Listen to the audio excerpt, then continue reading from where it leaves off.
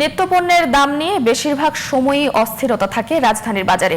একটি পণ্যের দাম কিছুটা কমলেও অন্য দুটির দাম বাড়ে। অসাধু ব্যবসায়ীদের কারসাজিতে নিত্যপণ্যের স্বাভাবিক সরবরাহ থাকার পরও বেড়ে যায় দাম, ফলে অস্বস্তিতে পড়েন নিম্ন ও মধ্যবিত্তরা।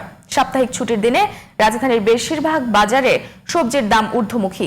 মাছের দামও অনেক বেশি, তবে কিছুটা কমেছে ডিমের দাম। রাজধানীর বাজার ঘুরে রিপোর্ট জানাচ্ছেন FM বায়েজিদ।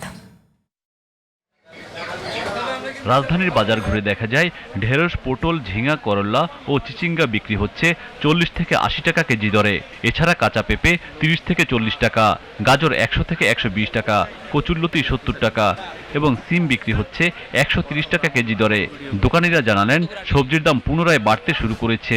পটল হয়েছে এখন বর্তমানে 50 টাকা থেকে 60 টাকা, উস্তা 70 থেকে 80 টাকা, ভেন্ডি 40 টাকা 50 টাকা, কাঁকরোল 40 টাকা 50 টাকা 60 টাকা, বেগুন বর্তমানে 100 টাকা কেজি। হাওর বাওর নদী নালা থেকে মাছ ধরার সিজন এখন, তবুও মাছের দাম আকাশচুম্বী। তেলাপিয়া আর পাঙ্গাস মাছ ছাড়া বেশিরভাগ মাছই বিক্রি হচ্ছে 400 টাকার উপরে।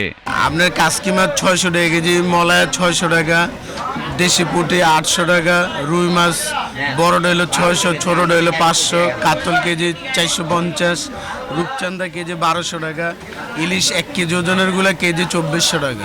বাজারে পোল্ট্রি মুরগি বিক্রি হচ্ছে 180 টাকা কেজি দরে, সোনালী ও লেয়ার বিক্রি হচ্ছে 350 টাকা দরে। 180 টাকা বিক্রি করতেছি আজকে। লালটা হলো 350 টাকা, আর সোনালী মুরগিও 350 টাকা। লেয়ার ডিম আপনার এখন 120 টাকা ডজন, আর আপনার লেয়ার সাদা যেটা 110, আর দেশি মুরগি যেটা 220, হাঁসের 180। তবে কিছুটা স্বস্তির খবর ডিমের বাজারে। 10 টাকা কমে এখন ডিম ডজন প্রতি বিক্রি হচ্ছে 120 টাকা দরে।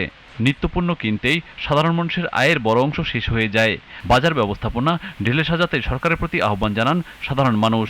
দিন আনে দিন খায়, তাদের জন্য বাজার করা, বাজার করে সবজি কিনে খাওয়া বা মাছ মাংস তাদের পুষ্টি স্বয়ংসম্পন্ন হওয়া অনেকটাই কষ্টকর। FM Bayazid, GTV news, Dhaka.